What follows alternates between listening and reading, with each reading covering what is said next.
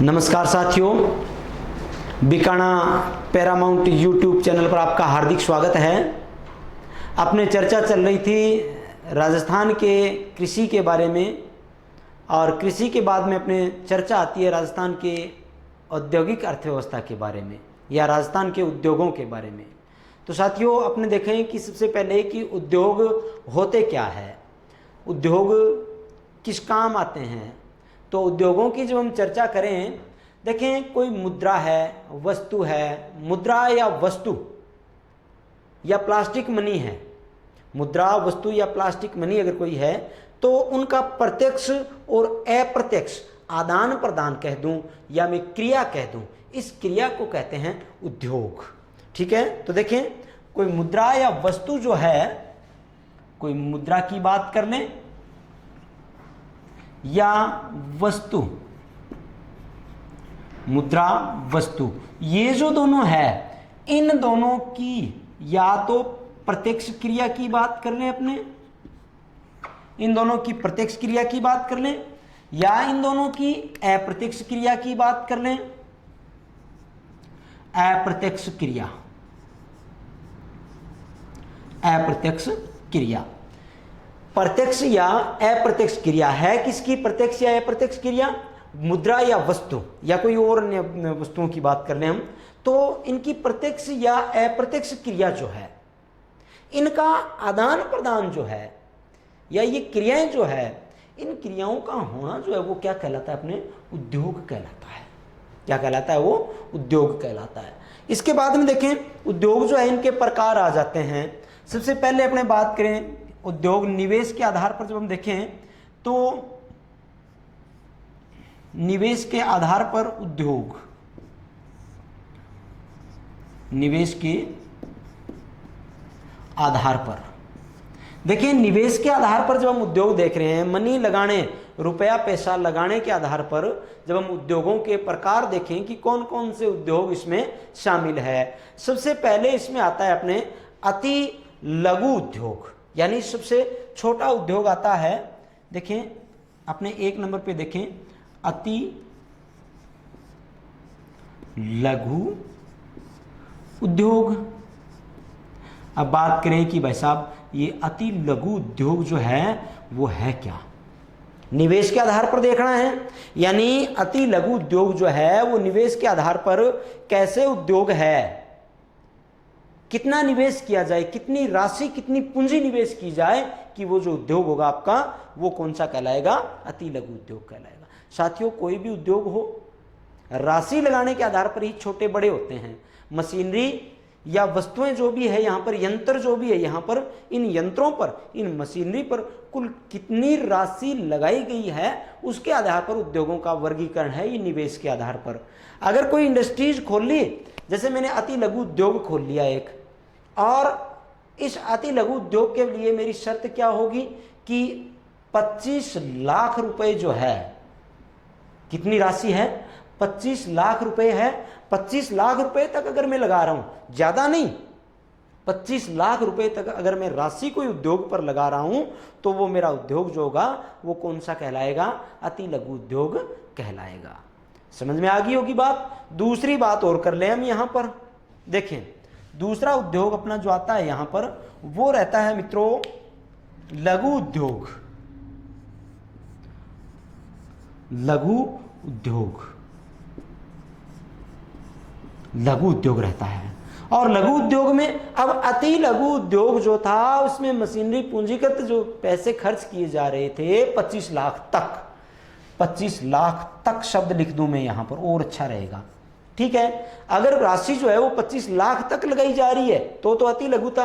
अब 25 लाख से ज्यादा, 25 लाख से ज्यादा कहां तक, 5 करोड़ तक,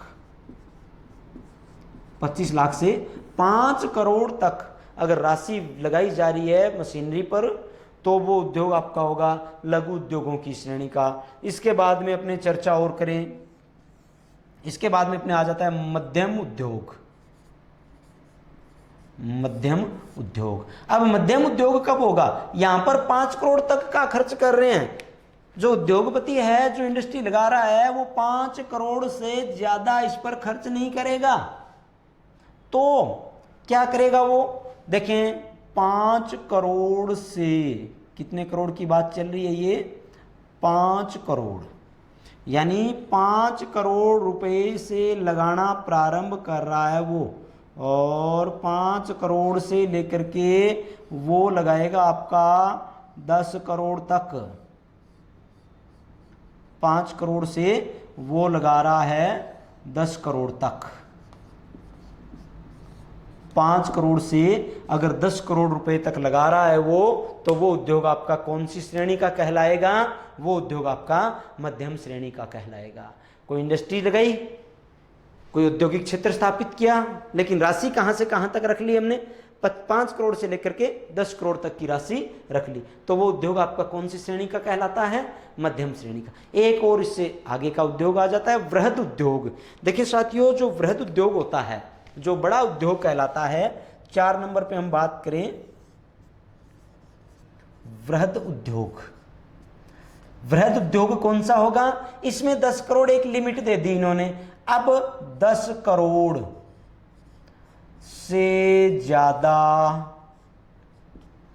कितनी राशि निर्धारित होगी इसमें, 10 करोड़ से ज्यादा राशि अगर लगा रहा है तो वो उद्योग आपका हो जाता है वृहद उद्योग की श्रेणी का। वो उद्योग आपका वृहद यानी सबसे बड़ा उद्योग कहलाता है। बात समझ में आ गई होगी। एक शब्द देखें यहां पर, कई बार आप जब देखें अति लघु उद्योग, आपने सोच लिया बहुत मिनिमम, बहुत छोटा उद्योग है ये, ठीक है। इसी से संबंधित एक शब्द मैं आपको बताऊं, कुटीर उद्योग शब्द आता है ना। कुटीर उद्योग अति लघु उद्योग नहीं है, ठीक है ना।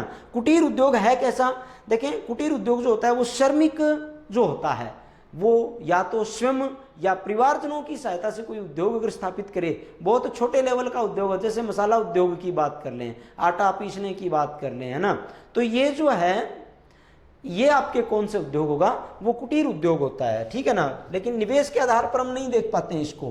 कुटीर उद्योग की जब हम बात करें, श्रमिक है कोई, और इस श्रमिक ने, या तो ये श्रमिक स्वयं काम कर रहा है या फिर अपने परिवारजनों की सहायता से। श्रमिक स्वयं या परिवारजन की सहायता से जो उद्योग स्थापित कर रहा है, वो उद्योग कौन सा होगा आपका, कुटीर उद्योग की श्रेणी का होता है। बात आपके समझ में आ चुकी होगी मेरी कि अपने बात क्या कर रहे हैं। निवेश के आधार पर देखें, अति लघु उद्योग, लघु उद्योग, मध्यम उद्योग, वृहद उद्योग और श्रमिक, ये कुटीर उद्योग है, ठीक है। कुटीर उद्योग को हमने एक अलग वे में देखा है, एक अलग रास्ते के आधार पर देखा है। समझ में आ गई बात। इसके बाद में निवेश के आधार पर जब हम उद्योगों के प्रकार देख लिए हमने, तो इसके बाद में अपने आ जाती है इन उद्योगों के विकास के लिए, इन उद्योगों के को बढ़ावा देने के लिए, या मैं कहूँ उद्योगों के नवीनीकरण के लिए, इन उद्योगों के नियमन के लिए, इन उद्योगों के नियंत्रण के लिए कई शब्द आते हैं। देखें, इन उद्योगों के विकास के लिए औद्योगिक नीतियां प्रारंभ की गई थी सरकार के द्वारा, यानी इन उद्योगों को बढ़ावा देने के लिए औद्योगिक नीतियों की जब हम बात करें, औद्योगिक नीतियां,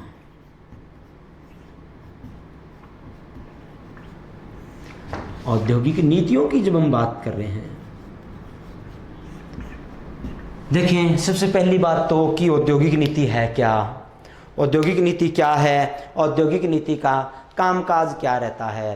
राजस्थान में जब हम औद्योगिक नीतियों की बात कर रहे हैं, देखें औद्योगिक नीतियां, सबसे पहले देखें कि औद्योगिक नीतियां है क्या। कोई उद्योग है, उद्योग के क्षेत्र को बढ़ावा देने के लिए, उद्योग का विकास करवाने के लिए, उसका विस्तार यानी और बड़े लेवल पर करवाने के लिए, उसका नियंत्रण बनाए रखने के लिए, उस पर नियमन स्थापित करने के लिए, ठीक है ना। तो ये काफ़ी सारी जो बातें हैं, यानी कुल मिलाकर के कहने का ये है मतलब है कि उद्योगों के विकास के लिए सरकार ने प्रमुख रूप से ये इंडस्ट्रीज पॉलिसी जो थी, औद्योगिक पॉलिसी जो थी, वो प्रारंभ कर दी थी। और राजस्थान में ये जो औद्योगिक नीतियां हैं, इन औद्योगिक नीतियों की जब हम चर्चा करें कि कब कब ये औद्योगिक नीतियां आई, तो मित्रों पहली औद्योगिक नीति अपनी जो थी वो आई थी 1978 में। 1978 में राजस्थान की पहली औद्योगिक नीति प्रारंभ की गई थी, और ये औद्योगिक नीति राजस्थान के मुख्यमंत्री इस समय थे भैरव सिंह शेखावत। भैरव सिंह शेखावत। भैरव सिंह जी शेखावत के नेतृत्व, भैरव सिंह शेखावत सरकार के द्वारा ये पहली औद्योगिक नीति आपकी प्रारंभ की गई थी। समझ में आ गई होगी बात। दूसरी औद्योगिक नीति की जब हम बात करें राजस्थान की, तो ये अपनी आई है 1990-91 की नीति थी। और ये औद्योगिक नीति भी किसके शासन काल में आई है? मुख्यमंत्री भैरव सिंह शेखावत के काल में। तीसरी उद्योग नीति की जब हम बात करें तो वो अपनी आई है 1994 में। और इस समय भी राजस्थान के मुख्यमंत्री कौन थे? भैरव सिंह शेखावत। तो मित्रों, चौथी औद्योगिक नीति की बात करें, चौथी औद्योगिक नीति आपकी आई है 1998 में, 1998 में। और ये भी किस मुख्यमंत्री के कार्यकाल के दौरान आई है?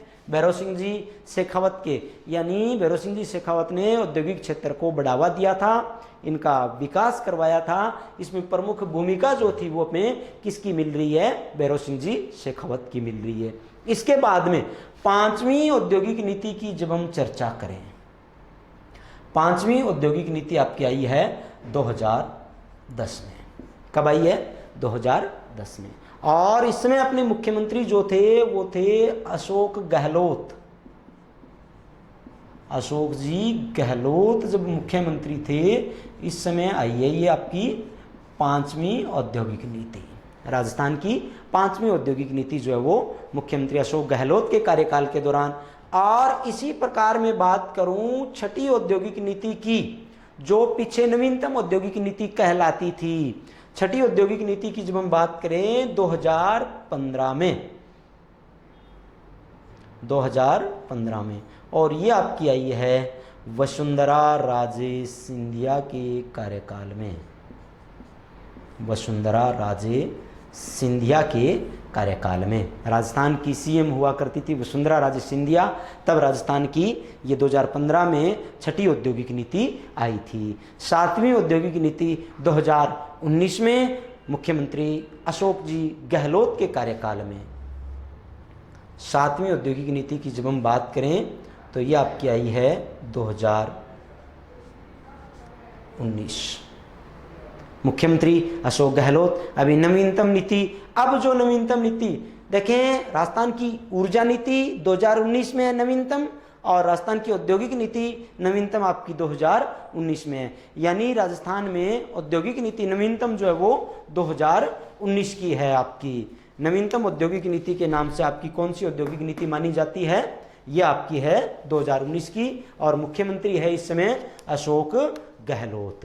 तो ये अपनी जो प्रमुख बातें थी औद्योगिक नीतियों के बारे में और उद्योगों के प्रकार के बारे में, और उद्योग है क्या इसके बारे में। इसके बाद में अपनी चर्चा करें राजस्थान के प्रमुख उद्योगों की। देखें, राजस्थान के प्रमुख उद्योगों की जब अपनी चर्चा करें तो सबसे पहले अपने आ जाता है राजस्थान का सबसे प्राचीनतम उद्योग। और सबसे प्राचीनतम उद्योग अपना जो है वो है सूती वस्त्र उद्योग। राजस्थान का सबसे प्राचीनतम उद्योग माना जाता है। देखिए साथियों, सबसे प्राचीनतम, सबसे संगठित और सर्वाधिक रोजगार देने वाला राजस्थान का जो उद्योग है वो आपका माना जाता है सूती वस्त्र उद्योग। सूती वस्त्र उद्योग की चर्चा अपने कर लेते हैं अभी।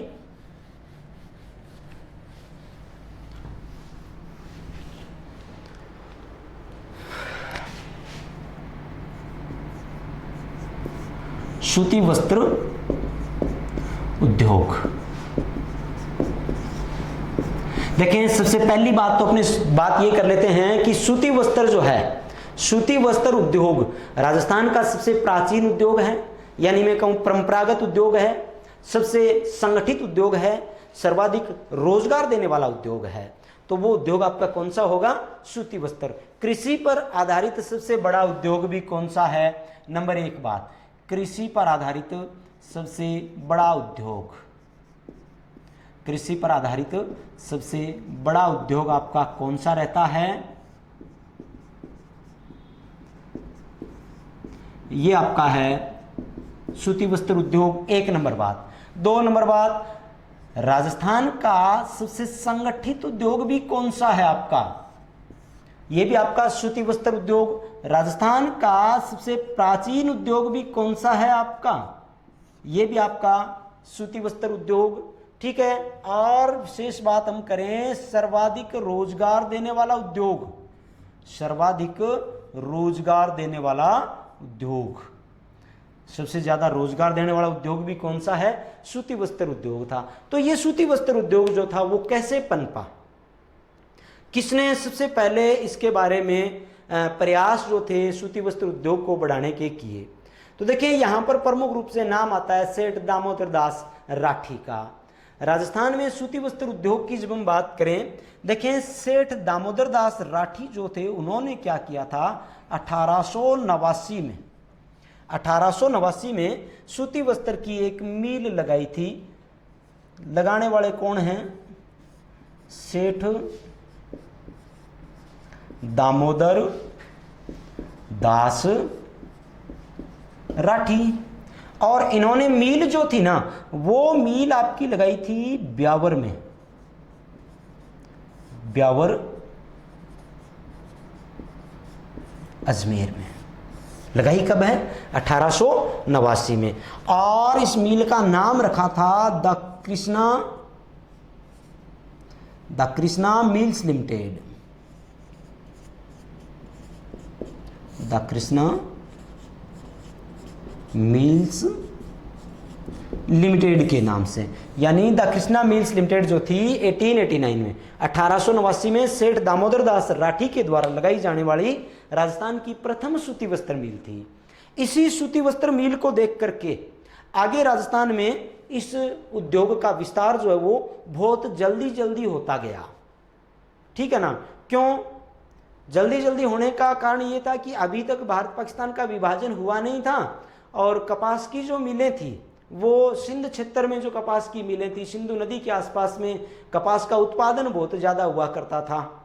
ठीक है, कपास का उत्पादन होता गया और सूती वस्त्र क्षेत्र में मिलें जो थी वो लगती गई। लेकिन जब भारत और पाकिस्तान का विभाजन हुआ, भारत पाकिस्तान का जब विभाजन होता है तो सबसे ज्यादा प्रभावित उद्योग भी आपका कौन सा रहा था? सूती वस्त्र उद्योग रहा था। सबसे ज्यादा प्रभावित रहने का कारण, क्योंकि कपास के उत्पादन का जो ज्यादा क्षेत्र था वो पाकिस्तान की ओर चला गया था। इस कारण भारत का विभाजन के कारण सबसे ज्यादा जो प्रभावित होने वाला उद्योग था वो कौन सा था? आपका सूती वस्त्र उद्योग था। अब इसके बाद में दूसरी मिल की जब हम चर्चा करें 1889 के बाद में, देखिए मैं 3 ऐसी मिलों की चर्चा कर रहा हूं। पहली मिल की चर्चा अपनी चल रही है 1889 के बाद में 1905 में, 1905-6 की बात करें। ठीक है, यहां पर एक नई मिल लगी थी Edward mills limited. Edward mills limited, ये भी आपकी कहां पर लगी है? ब्यावर अजमेर में। देखें जरा, यहां पर आपकी सबसे पहली मिल ये जो लगने वाली है ये आपकी लगी थी 1889 में। ये आपकी है Krishna mills limited, the Krishna mills limited. ये मिल लगाने वाले कौन है? दामोदर दास राठी है। और दूसरी यहीं की मिल की जब हम बात कर रहे हैं तो दूसरी अपनी मिल यहां पर कौन सी आ गई थी? Edward mills limited, Beawar Ajmer में। तीसरी मिल की जब हम बात करें, यहां पर लगने वाली तीसरी मिल जो थी वो अपनी आ जाती है 1925 में,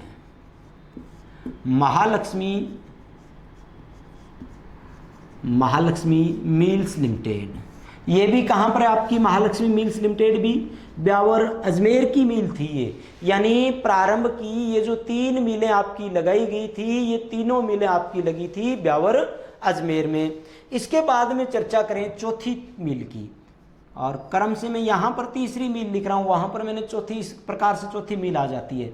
ये मिल आपकी थी 1932 की, और 1932 में ये जो आपकी मिल लगाई गई थी, ये मिल आपकी आ रही है दोस्तों विजय कॉटन मिल।